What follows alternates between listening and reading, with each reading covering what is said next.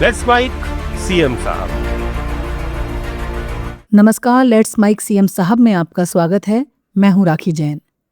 दिल्ली के रामलीला मैदान में एसआईआर के खिलाफ कांग्रेस द्वारा आयोजित रैली को लेकर हिमाचल प्रदेश के मुख्यमंत्री सुखविंदर सिंह सुक्खू ने कहा, लोकतंत्र की सबसे बड़ी ताकत वोट है और इसी संदर्भ में कांग्रेस नेता राहुल गांधी ने वोट चोर गद्दी छोड़ के नारे के साथ एक बड़ी रैली का आयोजन किया। मुख्यमंत्री सुक्खू ने कहा, देश भर से कांग्रेस के कार्यकर्ता इस रैली में शामिल हुए।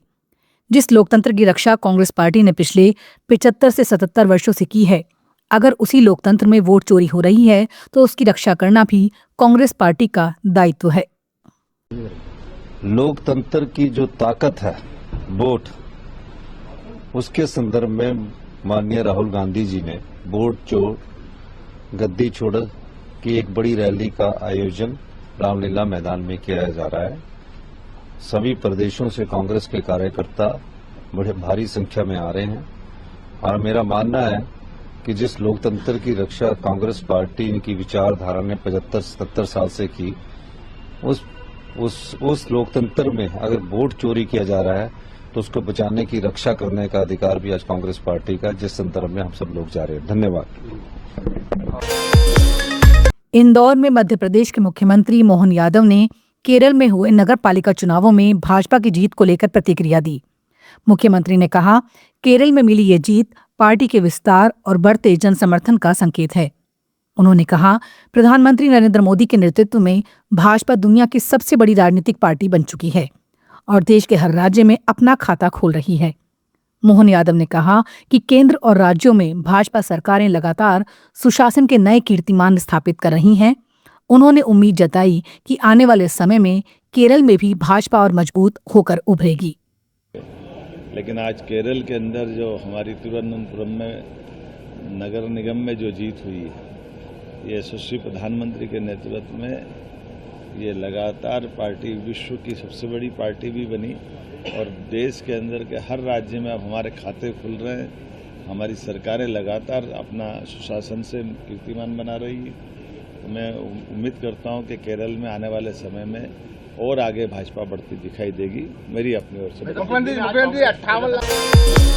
महाराष्ट्र के मुख्यमंत्री देवेंद्र फडणवीस ने नागपुर स्थित स्मृति मंदिर में राष्ट्रीय स्वयंसेवक संघ के संस्थापक डॉक्टर केशव बलिराम हेडगेवार को श्रद्धांजलि अर्पित की। मुख्यमंत्री फडणवीस ने स्मृति मंदिर में पुष्प अर्पित कर डॉक्टर हेडगेवार को योगदान को नमन किया और उनके राष्ट्र सेवा संगठन निर्माण तथा सामाजिक समरसता के विचारों को याद किया। उन्होंने कहा कि डॉक्टर हेडगेवार के आदर्श और विचार आज भी राष्ट्र निर्माण की प्रेरणा देते हैं। इस अवसर पर आरएसएस के पदाधिकारी और कार्यकर्ता भी उपस्थित रहे। पटना में बिहार के मुख्यमंत्री नीतीश कुमार ने आज न्यू पुलिस लाइन में नवनिर्मित केंद्रीकृत रसोई और पुरुष बैरक का उद्घाटन किया। इस अवसर पर मुख्यमंत्री ने कहा, इन सुविधाओं से पुलिसकर्मियों को बेहतर आवासीय और भोजन संबंधी सुविधाएं मिलेंगी, जिससे उनकी कार्यक्षमता और मनोबल में वृद्धि होगी। सरकार का कहना है, पुलिस बल के कल्याण और आधारभूत सुविधाओं के सुदृढ़ीकरण के लिए ऐसे विकास कार्य लगातार किए जा रहे हैं। उद्घाटन कार्यक्रम में वरिष्ठ पुलिस अधिकारी और प्रशासनिक अधिकारी मौजूद रहे। तिरुवनंतपुरम में केरल के मुख्यमंत्री पिनाराई विजयन ने हडल ग्लोबल स्टार्टअप फेस्ट के 7वें संस्करण के समापन समारोह में शिरकत की। मुख्यमंत्री विजयन ने अपने संबोधन में कहा कि केरल नवाचार, स्टार्टअप और तकनीकी उद्यमिता के लिए तेजी से उभरता हुआ केंद्र बन रहा है। उन्होंने कहा कि राज्य सरकार स्टार्टअप इकोसिस्टम को मजबूत करने, युवाओं को अवसर देने और नई तकनीकों को बढ़ावा देने के लिए निरंतर कार्य कर रही है।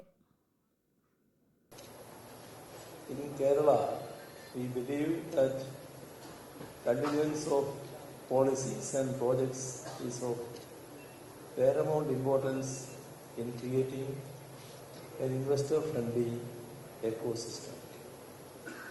Over the past 7 years, Hudl Global has become Kerala's gateway to the world, connecting our innovators with the global investors, technology leaders, and emerging markets. It is not just an event, it is a bridge between ideas and opportunities by breaking the barriers of formal conference rooms. Huddle Global fosters open discussions, creative thinking, and spontaneous partnerships, a model now recognized and appreciated across India.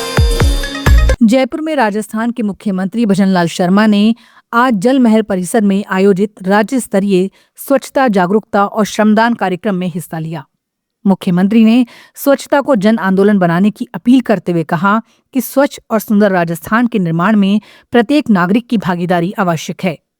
उन्होंने श्रमदान कर लोगों को सफाई अभियान से जुड़ने का संदेश दिया। मदनपल्ले में उत्तराखंड के मुख्यमंत्री पुष्कर सिंह धामी ने एसआईआर के खिलाफ कांग्रेस द्वारा दिल्ली के रामलीला मैदान में आयोजित रैली पर तीखी प्रतिक्रिया दी। सीएम धामी ने कहा, कांग्रेस के पास इस समय कोई ठोस मुद्दा नहीं है और वो पूरी तरह मुद्दा विहीन हो चुकी है। उन्होंने कहा, देश की जनता ने कांग्रेस के मुद्दों और झूठे नैरेटिव को नकार दिया है। बिहार चुनाव में भी जनता ने उनके दावे खारिज कर दिए। देखिए, उनके पास कोई मुद्दा नहीं है। कांग्रेस मुद्दा विहीन है। इस समय देश के अंदर उनके मुद्दों को जनता ने पूरी तरह से नकार दिया है।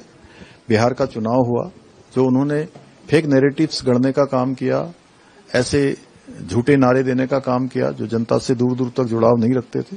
आज देश की जनता काम को प्राथमिकता देती है। आज जनता धरातल पर सच्चाई देखती है। जनता आपकी नीयत देखती है, आपकी नीति देखती है।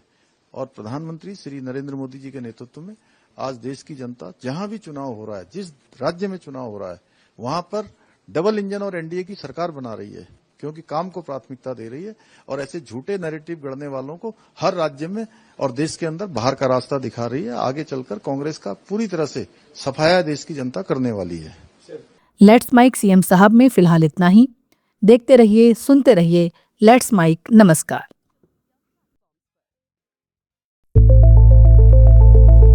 It's time for news. It's time for more than radio. Presenting the first radio news app, Let's Mic. Let's Mic, a news-based app on your phone where you get to watch and listen news, talk shows, interviews, radio show podcasts. On Let's Mic, you get all relevant information of TV, print, radio, podcast, and digital. Let's Mic talks about every segment of life.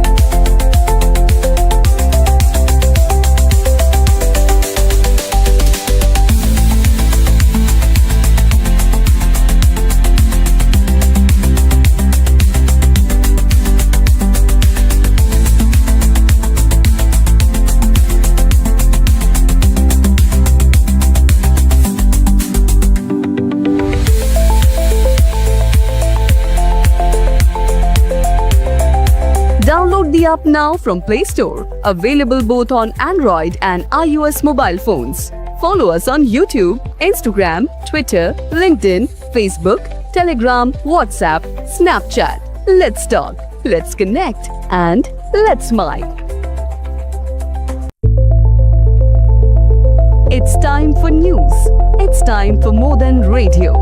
Presenting the first radio news app, Let's Mic. Let's Mic, a news-based app on your phone where you get to watch and listen news, talk shows, interviews, radio show podcasts. On Let's Mic, you get all relevant information of TV, print, radio, podcast, and digital. Let's Mic talks about every segment of life.